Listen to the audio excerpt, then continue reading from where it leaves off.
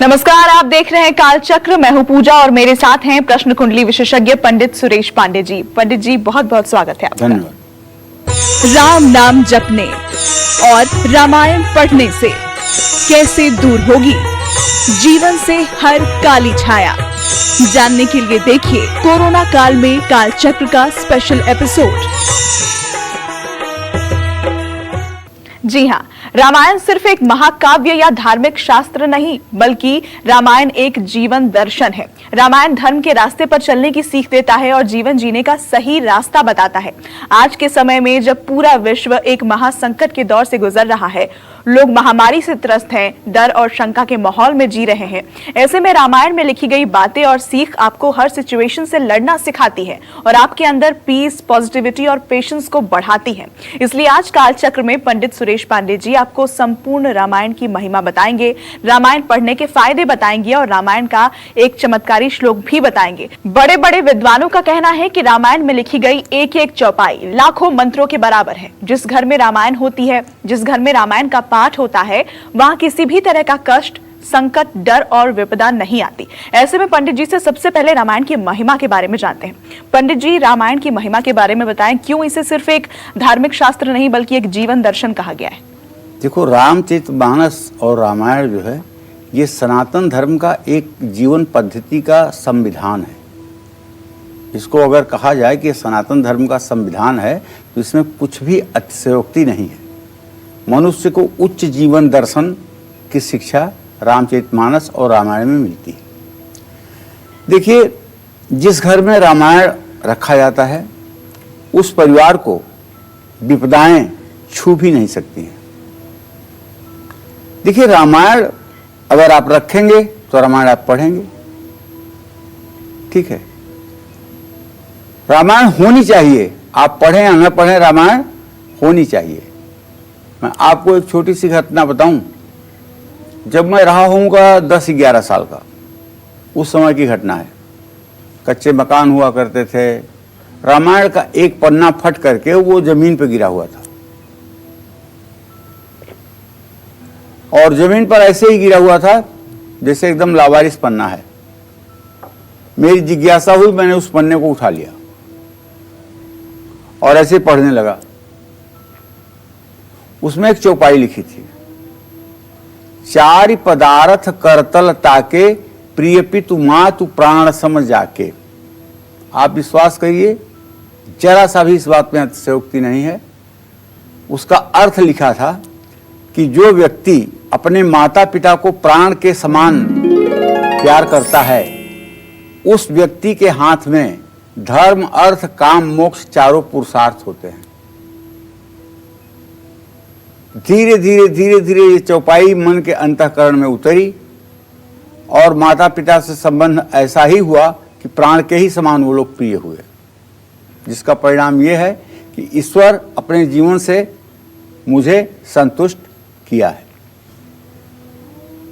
रामचरितमानस यही नामा, सुनत श्रवण पाइए विश्रामा।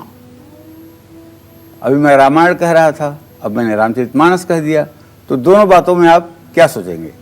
रामायण में यण प्रत्यय लगी हुई है, राम में यण प्रत्यय लगी हुई है, मतलब यण प्रत्यय जब लगती है तो उसका मतलब तल्लीनता, राम के निकटस्थ जाने की विधा।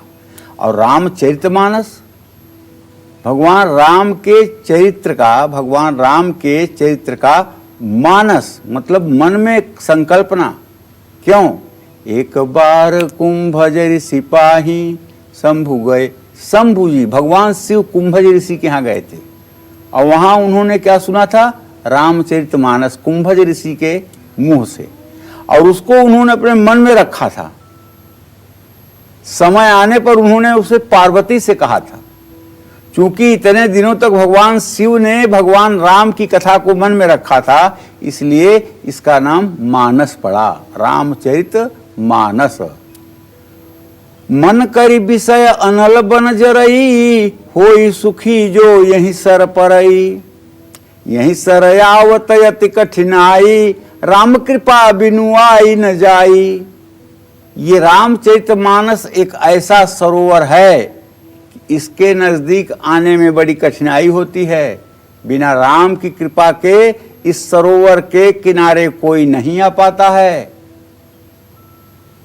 इसीलिए तो इसका नाम रामचरितमानस है, जिसके कानों से सुनते ही शांति मिल जाए। मन रूपी हाथी विषय रूपी दावानल में जल रहा है, वो यदि इस रामचरितमानस रूपी सरोवर में आ जाए तो सुखी हो जाएगा।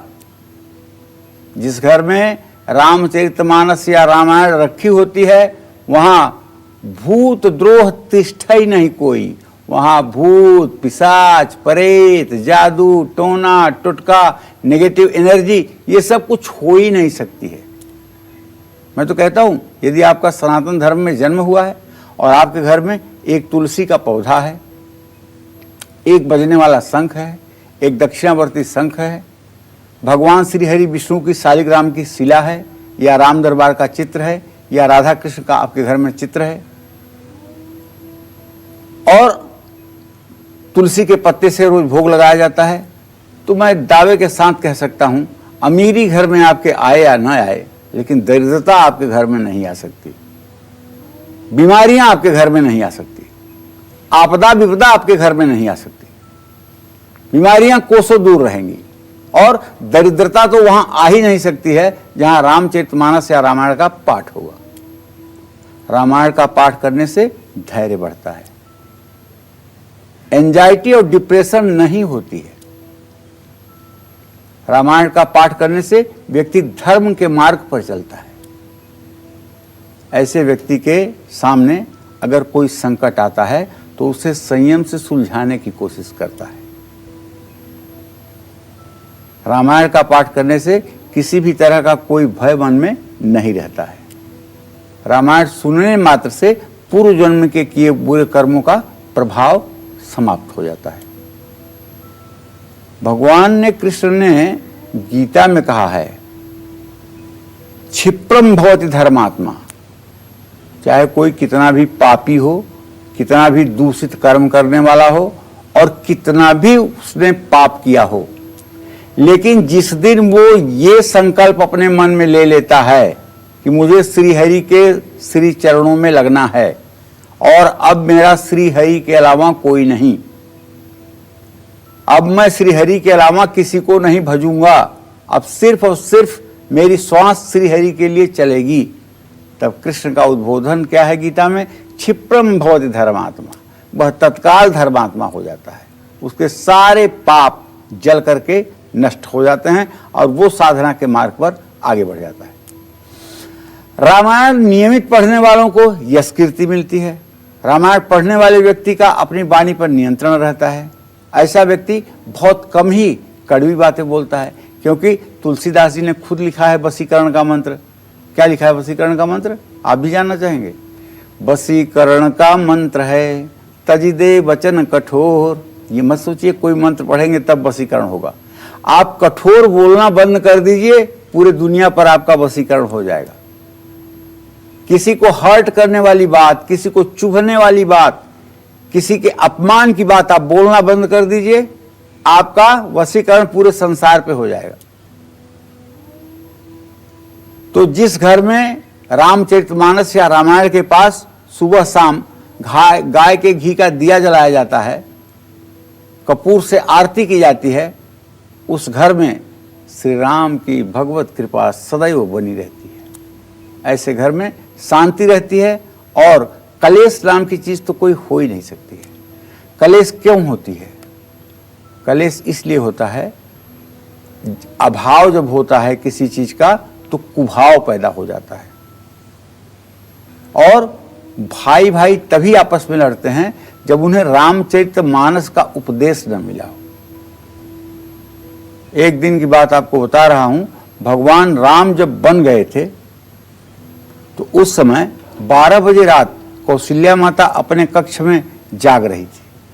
उन्हें अपने छत पर चलने की आहट सुनाई पड़ी। उन्होंने तत्काल दासी को बुलाकर कहा कि देखो मेरी छत पर कौन टहल रहा है। दासी गई, उसने आकर बताया कि महारानी जी वहां तो महारानी श्रुतकीर्ति घूम रही हैं। कहने अरे इतनी रात को गए, 12 बजे रात श्रुतकीर्ति घूम रही है, बुलाओ उसको। बुलाई गई। श्रुतकीर्ति कौन थी? शत्रुघ्न की पत्नी, वो आ गई। उन्होंने पूछा, क्यों सुकृति, तुम्हें शत्रुघ्न ने परेशान किया है क्या? तुम रो क्यों रही हो? तुम क्यों छत पे 12 बजे रात घूम रही हो? तुम कमरे में क्यों नहीं हो? तुम्हें अगर कुछ शत्रुघ्न ने कहा कि मुझे बताओ, मैं उसकी खबर लेती हूं। इतना सुनना था कि श्रुतकीर्ति फूट फूट कर रोने लगी कौशल्या माता के गले लगकर। 2-5 मिनट में जब कौशल्या माता ने उन्हें चुप कराया ना, तब जाकर के उन्होंने बताया कि जिस दिन से भैया वनवास को गए हैं ना, उस दिन से तो मैंने उस शत्रुघ्न जी को कभी आंख से देखा ही नहीं है। तब माता कौशल्या जाती हैं शत्रुघ्न के पास नंदीग्राम में और कहती हैं कि तू क्या कर रहा है? शत्रुघ्न ने कहा कि भैया तो चले गए वन, उनकी सेवा में चले गए लखनलाल, और यहाँ भरत भैया खड़ाऊ लेकर बैठ गए। इस अयोध्या की जो जहर रूपी जो है महल है, इसमें मैं ही रहने के लिए बचा हूँ। या मैं यहीं भरत भैया के बाहर इसी पत्थर पर तब तक पड़ा रहूंगा जब तक प्रभु श्री राम अयोध्या में नहीं आएंगे। तो भाइयों में ये होना चाहिए संस्कार। नमस्कार, मैं हूं मानक गुप्ता।